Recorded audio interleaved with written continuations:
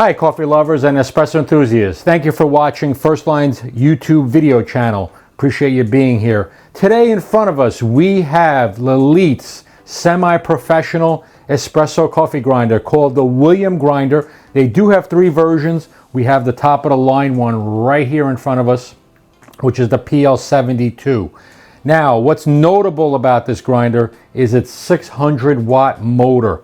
It's a really strong motor. And there's some other really nice features on this Lelit grinder. Again, semi-professional use, mostly for prosumer espresso machines, home and office environment. And just to go over some of the details that we find on the William range of grinders. One is the plastic drip tray, which has a magnetic attachment, so it's really easy to remove, doesn't move as much, and for easy cleaning. So let's put that back on here. We have a stainless steel frame, stainless steel body panel, which is a matte or a satin finish. It's not a polished finish. So that wraps around, and the underlining framing as well as in stainless steel. We have the LCC, which is their control center, and we'll go over that briefly. One of the things that they've made improvements based on my recommendations is they didn't have a numbering system up here. And on top of that, on the previous grinders, it didn't say fine or coarse. So I was always wondering, which way do I turn for finer or coarser settings? I have no clue. You have to go to the manual or you have to remember. Here I am. We sell over 100 different models of grinders. I'm not going to remember every detail. And I really pressed Lelit saying, get a numbering system on here and get some type of symbolism that's going to say which way to go and make it easier for you. The other thing that's really nice about the grinder, you get your 58 millimeter or 57 millimeter tamper. Tampers are not included with the grinder, but here's a nice resting place for your tamper. Nice stainless steel solid lid. You can throw this at someone if you don't like them. Hopefully you don't injure them, but I don't recommend it for liability reasons, but makes a good weight. Not a paperweight, but a good weight grinder. A nice size bean hopper, probably about a pound in here. You can get about 500 grams. So it depends on the size of the bean and the density. And there are flat burrs on the inside here that do a great production job. So you don't really need conical. As far as the settings, it is micrometrical stepped. And what that means is there are little step settings, and you turn this dial here and you can hear the clicks. Now some people say, oh, it's not stepless, but this big dial turns into micrometrical rotations inside. So it makes it a little easier to remember. And please remember, change the settings while it's running. I'm doing it while it's not running because there are no beans or grinds in here. But if you do it, please run the grinder when you're changing the settings. Really important, because if not, you have the two flat burrs, and if you make them go to a finer setting where the burrs are coming closer and you have grinds in there, those grinds gunk up into the burrs, and then all you get is coarsely ground espresso coffee. Now this is an espresso only grinder, as most of our European grinders are, so I don't recommend this for French press or any other brew methods. It's really primarily made for espresso machines and espresso grinding, and that's what I strongly recommend it for. Now, if you turn on the grinder right here, there's a power switch on this side, and there's an LCC right here, and you can basically time the dose right there by pressing the minus sign. There's the double, so it shows 2, and there's the total partials and total dispenses, and right now it says 34. So we run about 34 grinding sessions with this grinder. Now the other thing is there is a push button here, so if you're changing coffees or changing grind settings, you need a little bit more ground coffee, you can press the button, which I will press in a second, because there's one little pet peeve that I have with the grinder, and it's because it has a 600 watt motor. It's a little bit on the louder side, so it's not a terribly quiet grinder, but it's a little loud when you don't have beans in it, just so you can experience it.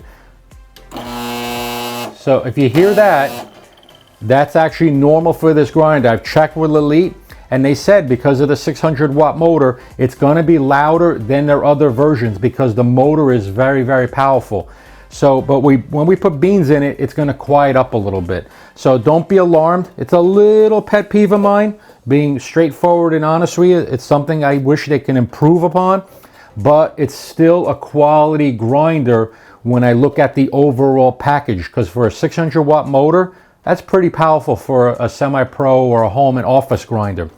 So just keep that in mind if you're using it early in the morning. Maybe something else to choose, but I would strongly recommend looking at this particular grinder. So we're going to get some beans in here, and this is a Brazil coffee that we roasted. It's kind of a city roast. We'll put the cover on, and there is a Lelit symbol here, so let me put it this way. And we have the portafilter here. Now there is a tab right here down below, and this is adjustable based on your portafilter size. And I press twice. Okay, you can hear the grinder. Again, 600 watt motor, it's gonna be a little bit on the loud side.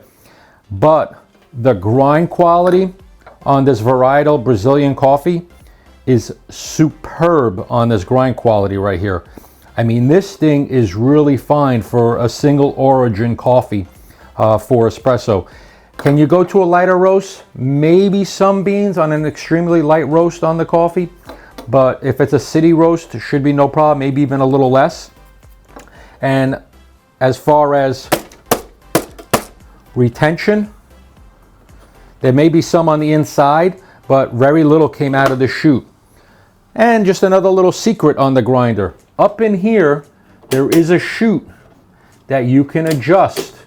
So if the coffee comes out too much on this side of the portafilter, you can adjust the chute to come up, or even further up here. There is a mechanism in here to change how the chute drops in to the filter basket with the ground coffee.